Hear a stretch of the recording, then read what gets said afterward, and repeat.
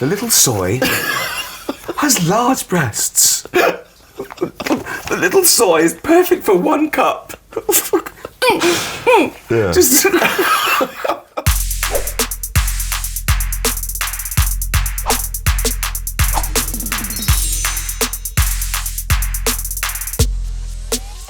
So we're here, it's NME with Ricky Gervais. We're going to talk about the Netflix comedy special Humanity. So we've got, the show has jokes about AIDS, cancer, rape, air crashes, transgender issues, dead babies, the Holocaust, which begs the question, what did you decide not to include? Well, it's a good point. I mean, I do deal in taboo subjects for a reason, I guess, particularly in this show, because this show is about free speech and offence, and the reason I've always dealt in taboo subjects is because you sort of want to take the audience to places it hasn't been before. You don't want to do anything, you know, anodyne or safe or that's been done 1,000 times before. So the so-called subjects that people think aren't ripe for comedy or shouldn't be joked about, that's exactly where I want to go to prove them wrong, because as I say in the show, both explicitly and implicitly, that there's no subject you shouldn't joke about. It depends on the joke.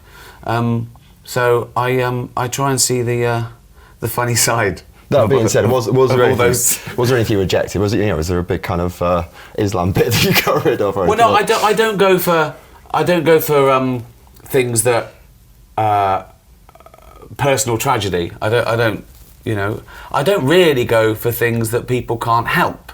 So even though I do a joke about race, it won't be racist. Yeah. And I think that's people don't realise. They think, the reason it's a taboo subject is often it's unfair, or it's horrible, or it's oppressive, or all those things. But to talk about the subject of oppression and all that is fine. It's like I've had many times people discussing a joke I've told on the radio, and I think, well, you're discussing it, but so am I. I'm just doing it in the form of a joke. Yeah. And I think people automatically think that if a comedian tells a joke about a bad subject, they're coming down on the wrong side, or they're laughing at the tragedy, or they're laughing at the victim, and I hope I never am. So I do it on purpose. It's not like I sit around all the time laughing at famine or AIDS or cancer. It's like, and comedy is an intellectual pursuit. And so if you deal with those subjects that are very emotive, it better be a good joke, and you better have the right target, and you better do it well, and there better be a discussion. Otherwise, who cares? I mean, it is too easy to just go out and offend and then go, it's a joke. And I don't do that. In fact, too often, I do defend my jokes and I do explain them, because I want people to know what I'm doing, really. And that's sort of been paid back, because I think this is my best show, and I've maybe because I'm more mature, or I'm better at it, and I think I am, but mainly because the audience know me now, so I can hit the ground running. I can push even further, because they get the irony now, and the satire, and that was harder to begin with. Especially when people probably kind of conflated you with some of your characters and didn't know where the line was. And even lumped me in with some people that do that are just trying to hurt people's feelings, and or clickbait or trolls or whatever. We know what we mean. But I've never really been doing that. Often the target of the joke is the prejudice I'm spoofing, or me, or the audience. Or on that note, so our old friend Piers Morgan said in one of his, he'd been to see your show, and he does his little diary column. He said it's about the modern malaise of absurdly oversensitive snowflakes that wallow in permanent offence and victimhood, fueled by PC-crazed social media. Well, has he missed the point, or hit the nail on the head there? I mean, that is a part of it, and I have always done that. I have always been a champion of free speech, and that's a big part of this free speech. But again, I don't want to just be lumped in with those people that say it's PC gone mad. Because I did wonder if he might have slightly missed some of it. I don't think he has missed it, but I don't think he has missed the point. But there is a footnote in the fact that I think political correctness per se is a good thing. You know, there's a reason why political correctness happened. It was to kick out the old guard of people who were racist and sexist and oppressive, and but then, like all good things, it was sort of mugged. And people were saying, well, if I can't say the N-word anymore, then you can't do it.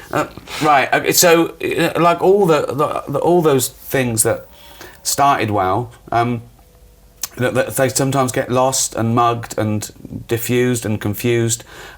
So I would say I am a lefty, liberal, snowflake, politically correct person, you know. But and I don't like in the last couple of years that it is the right that are championing the freedom of speech. Yeah. Again, some people use that as an excuse to be nasty to people, but you know, what can you do? You've you put it out on Netflix. Presumably sold it to them for many £1,000s. Were you thinking, well, joke's on them because you couldn't have put it on BBC? Probably, could you? Well, how many people could have released this?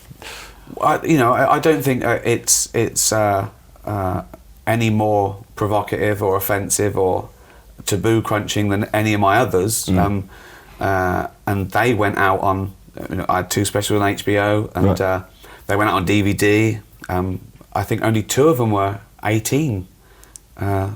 One was 15. Right. That's because of the explicit nudity, was it? Yeah, exactly. Yeah, exactly that. The gun violence. But no, it's Netflix is the thing to be. I mean, even when I did my HBO specials, the last one was about 6 years ago. I mean, that was the holy grail. But Netflix comes along, and they can't even compete now with Netflix. They haven't got the money or the viewers. You know, Netflix is this incredible global model with deep pockets, and the sky's the limit. You know, they've got 107 million subscribers, so it's a no-brainer. With the demise of DVD, I've been very, very lucky that I've hit the peak in all the right places. You know, I remember when The Office came out, it was just the end of VHS, and you know, the DVD, everyone had to have DVD, everyone bought 5 DVDs. You know, and then, you know, HBO was the holy grail of specials, and now it's Netflix. So opportunistically surfed the changing formats then. Well, there's not kind of boxes of old Ricky Gervais stand-up special DVDs in your house. Well, no, they sort of come to you. Do you know what I mean? They sort of I'd have to be living under a rock to not to have seen Netflix happening. And again, they haven't changed the art form. They haven't changed the genre. They've just pandered to the way people watch things, which was binge watching. Now, even if I watch them on HBO now, Game of Thrones, I don't watch it. I save them up. Right. I've got to have at least 6. I won't watch them that I go, it's next week. Nah. I'll save it up on BBC 4 and Sky Atlantic and HBO. And, you know, the last 2 years, 3 years, I haven't watched TV. I haven't watched terrestrial TV. You know, I've watched Netflix on iTunes or Walter Presents. You know, I've watched nothing but European Scandic crime thrillers. You know, I'm watching Nobel at the moment, which is a political thriller from Norway. I just finished Before We Die, which is a Swedish thing on Walter Presents. Before that, it was third series of Gomorrah. Before that, it was Dark, a German series. You know, there's no reason to sit and flick, going, "This is all rubbish." You know, I don't turn the telly on unless it's to go to Netflix. Really. Sorry. So yeah, Netflix is now. Netflix is TV. Yeah. And as you mentioned, it's been 7 years since the last kind of stand-up show that you did. So 6, 7 years. You kind of said that you feel like you got better at it. You didn't come into stand-up as a stand-up comedian first, did you? Well, I think no, I didn't. No, I hadn't done stand-up when I started doing showbiz. I started off on radio, and when I was on radio, I wasn't even meant to be a presenter. I just popped up. I was the head of speech on XFM. And I was meant to write things for the DJs, everything from news stories to funny stories, you know, that sort of. And I was so lazy that I said, I'll do it myself. So I'd pop up on 4 shows throughout the day, and I got a call from Channel 4 saying we're starting a new series, which is comedians. They thought I was a comedian. They didn't realise I was a bloke who worked there. And that was the 11 o'clock show. Yeah. And so my character was like a stand-up, which I wrote on the day, and it was like a news reader that gave his own opinion. I'd always thought of that, that when newsreaders, got handed this terrible news and they just read it cold, right? And I'd be going, fuck me. So I did that guy, and I made him that sort of right-wing bore who, said the wrong thing, like he'd start off, it would be real stories of the day, like NHS nurses are striking for more pay, and I go, make me laugh. And I'd go off on nurses, like an Alf Garnett or a Jeremy Clarkson, do you know what I mean? So that was the gag, and I think people didn't. Some people got it, but some people it was his own name, and I thought, well, does he think like this? And then I did Meet Ricky Gervais, where I'd go in and out of character, and it really confused people. And then The Office came out, and I thought, oh, it's a character. It's a character. And even stand-up, it's still a persona. I still carried that on a little bit. It's a brasher, more confident version of me. And when you deal with irony, there's only so many times you can sort of nod and wink, and it ruins the irony. And that's what's great about this one, because, as I say, I've been around for long enough now, and they get it. Amongst friends, when you're saying naughty things, you don't keep saying I'm joking. You go, no, I know you are. I get it. I know you. So I've got those sort of rights now. They know me well enough. So it's 20 years since the 11 o'clock show started, isn't it? So I don't know if you've noted that anniversary. I think it was 1998. Yeah, I think it was. Do you a lot said about that show in terms of how much it was a launch pad for kind of a lot of British talent. Do you ever see those people? Or, I think Ian Lee spoke recently about how it was quite a tough time for him because he felt like he was the one left out and everyone else. No, I saw that and I thought, that's a shame. I've tweeted him a few times and. What did you tweet? No, just no. But I didn't know that. I never knew he felt like that, and and he was just being very honest. He wasn't. He was saying, I felt which is sad, but he's doing great now. He's doing. But I always thought he was fantastic on the 11 o'clock show. And it's a funny thing about the 11 o'clock show because it was a time where it was like they were saying, it was like the lunatics had taken over the asylum. It was like these 20-somethings doing what they wanted, and the producers going, yeah, all right. And I went into it thinking, how am I going to... Everyone's saying horrendous things. What can I do? And I remember saying to Daisy and Ian, be offended. And I remember saying that to them, and they went, and they stopped me. And of course, I got suddenly, he's the most offensive one. I wasn't saying any more offensive things than the other people. But it's marketing, It was a character, and it worked because he was saying the wrong thing, Well, you really. You mentioned The Office there. You put you had the David Brent film fairly recently. Is that the last of David Brent? Or? I think so. I'm glad it was good to do it, leave it that long. So there was, the world had changed, and I furthered the exploration of fame and a man going through a bit of a crisis and all that. But it was bordering on sad. And I think Brent at 60, being a tampon rep, trying to be a pop star, might just be too much. It might be too tragic. People start going, oh, what I mean? It might be, this isn't even a comedy anymore, So I really don't want to push it. I think it's fine. With The Office, I think The Office was 12 an hour and a half, so 6-7.5 hours, another hour and a half. So that's 9 hours. That's barely one of your binges in itself. It's not even half a series of the American version. You need something else after. Exactly. Yeah. So I think 9 hours isn't too much, but it might be enough to, because it's just too tragic. I was thinking you should do some sort of David Brent versus Alan Partridge, like an Alien versus Predator Yeah. the universes meet sort of thing. Yeah, I don't know and Homer Simpson. Exactly, yeah. There is a lot of talk of the American Office coming back.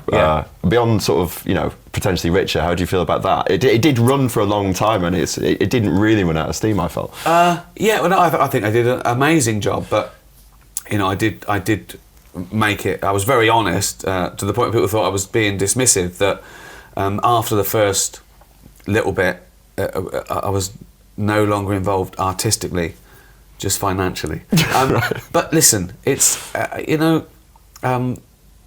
people don't like it, or they don't like the remakes. It's ridiculous. It's like having a go at David Bowie because someone else covered his song. It's right, like, yeah.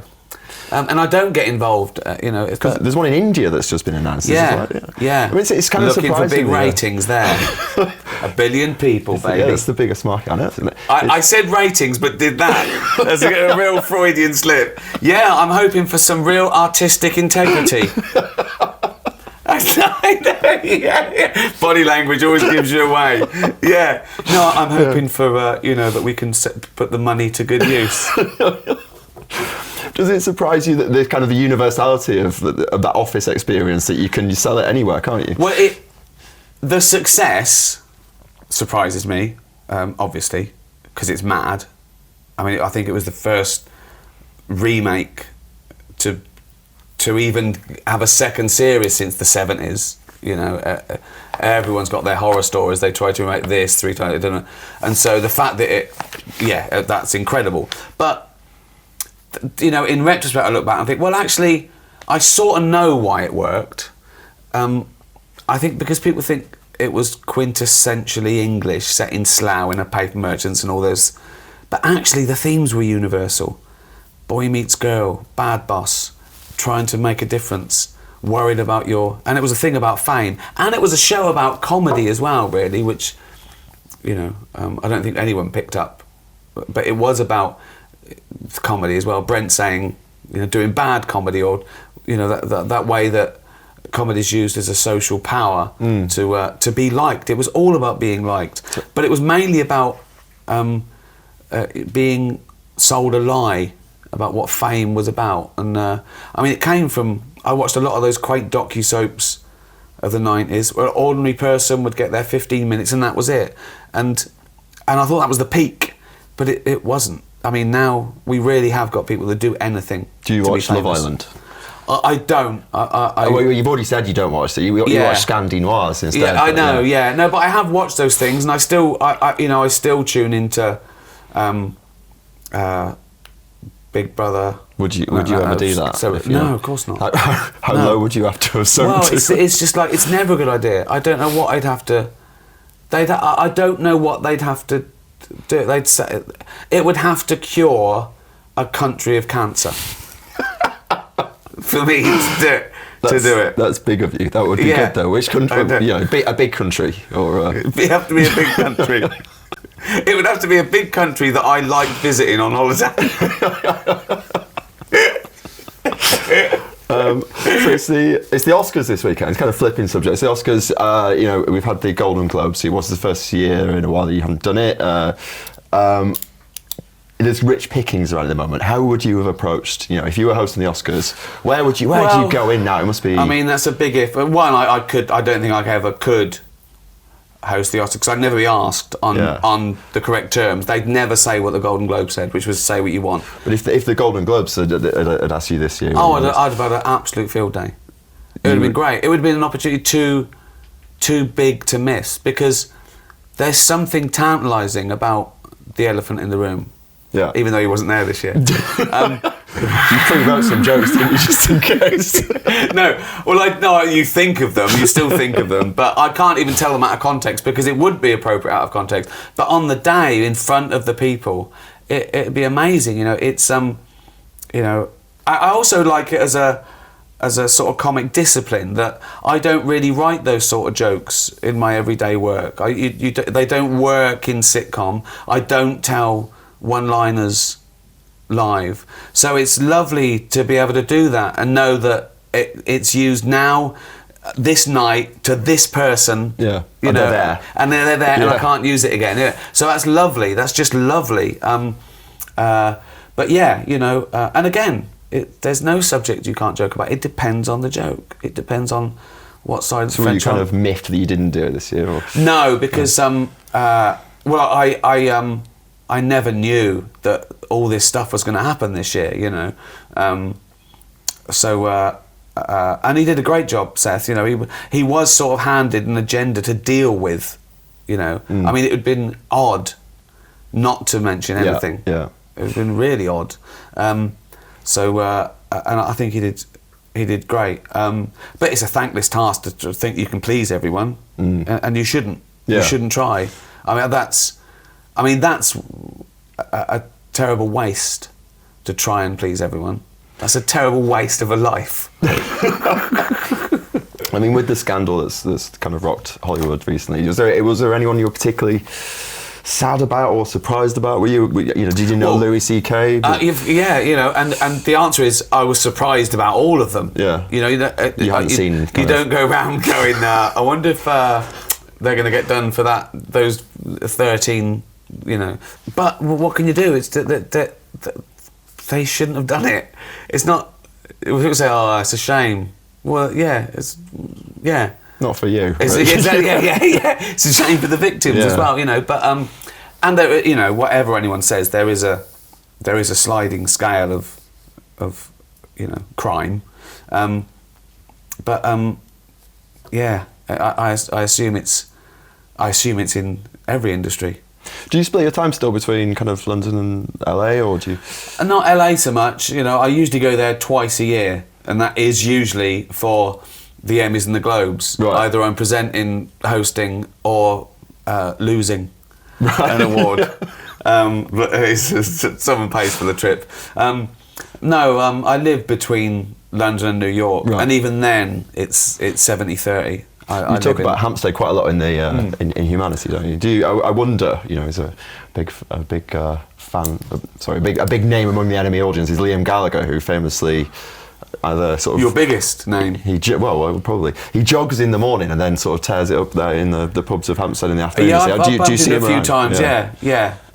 He's always fun and very pleasant. And see, I've seen you lively. running in Hampstead. I wonder if you race him every now and then. I think he'd win. I think he's got. What's he got? About 10 years on me, hasn't he? Yeah, probably. And longer legs. But I bet he smokes. Yeah, I reckon. Does he? Yeah, I don't know. Cigarettes and alcohol, famously. Although he didn't write that song, so. Although I do an awful lot of crack and heroin, so it evens out. That was the less successful follow-up song, wasn't it? Yeah, yeah, exactly. Yeah. No, I do. I go on Hampstead Heath every day, either jogging or we go walking.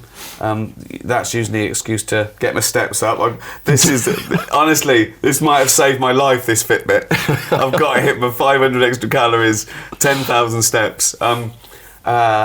Hampstead is beautiful, and I do talk about it a lot, but obviously not so sweetly. So I mean, we talked about the controversy earlier.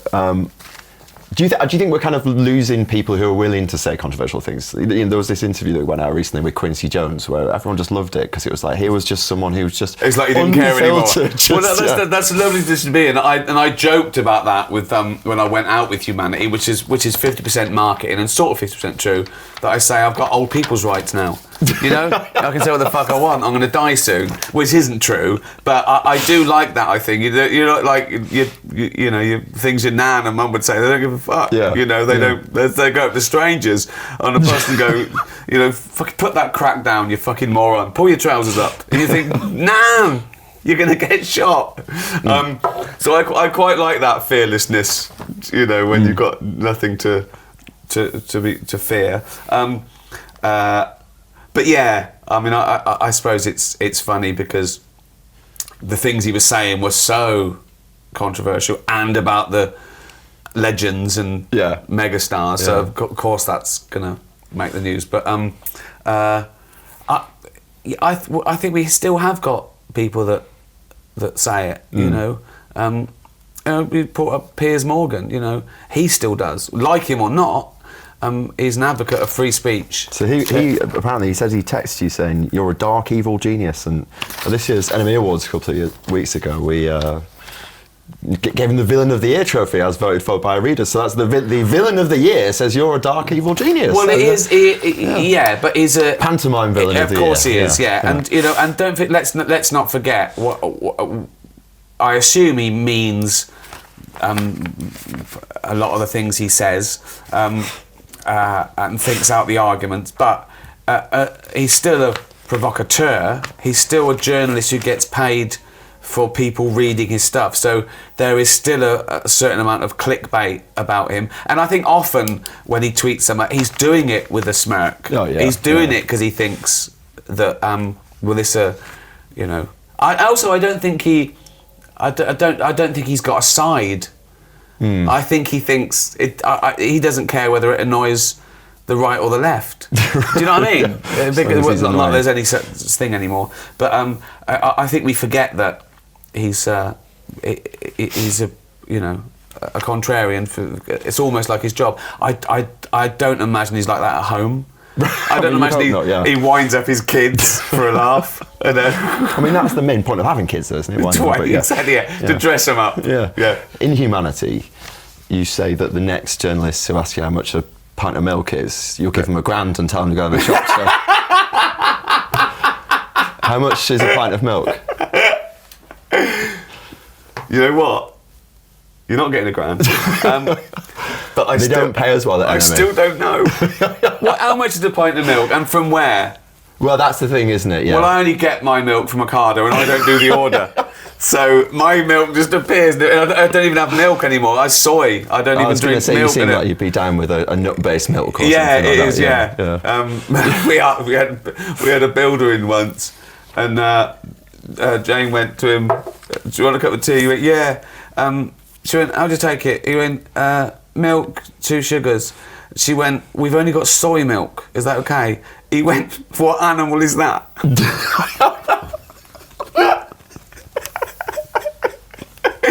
The little soy has large breasts. The little soy is perfect for 1 cup. Just... They've ethically reared soy milk, I hope, as well, with all your animal activism. Yeah, grass-fed soy. We've just got a few minutes left, so I'm going to do some quick, fiery stuff. So, God. I'm sure you've been asked this before, but Mrs. Brown's Boys, did you feel like you sort of invented that on Extra? No, people creep me out. I don't watch. I've seen a little bit of it. You know what? It's not aimed at me. It is what it is, and it is for who it's for. No. I feel like you're struggling to say who it is for, but I mean, there's always been mainstream and underground comedy, and you know what? If I was back in Reading and I was 10 or 11, and my mum and dad was watching that, I'd watch it and I'd probably love it. And then I discovered Monty Python. And what's guaranteed to make you laugh? You got a very distinctive laugh. What's guaranteed to get a real howler going? Family Guy. Really? Yeah. Even now? Even now, right. I can watch it. Yeah, I love it. And I don't laugh out loud. I probably don't watch comedy film. Maybe Spinal Tap is the only comedy film I've. That was what my dad's thing. He would just say, "I'm laughing internally." Yeah. Well, again, it's very rare. Yeah. If you're sitting at home and you're laughing, there's probably something wrong with you. That is weird, isn't it? Yeah, if you're on your own. I know, yeah. So very few things make me laugh out loud. But a Family Guy does get me. And obviously, a fat bloke falling over. You don't need a big budget. Well, I walk down the street, if I see a fat bloke fall over, that usually gets me. What about memes? Are you a fan of memes? I see the odd one that I like. A lot of them are fat blokes falling over, to be fair, so... It's the very idea of it's working. I know. But you know what? Again, it's like I've laughed at, man getting hit in the balls with a rugby. But I've laughed at those things. I've laughed at a fox jumping up and down on a trampoline. It's like I'm really not a snob with comedy. There's trying too hard isn't funny. Right. But I don't sit around listing what's not funny. But I think. Again, I probably am on the side. I think people know what side I'm on of a comedy fence. But I used to watch on the buses and loved it when I was a kid. And you know. And just finish, I've got a lot of kind of on chat boards and things. People always talking about whether you've fallen out with Steve and Carl or not. Is that I know. Well, that's because it's not. I purposely don't answer them because it annoys them. Right. Feel free to not answer them. No. I haven't. It's like we've been doing. I've always been doing my own thing, and now they are as well. And no, not at all. This the divorce thing, or it's so. Who would keep Carl, you or Steve? Oh, I would. Right. Yeah. Got custody. Right. In a little cupboard. Well, I think that's about it for our time. Thank you so much for talking to us. And my pleasure. Thank you very much. Cheers. Thank you.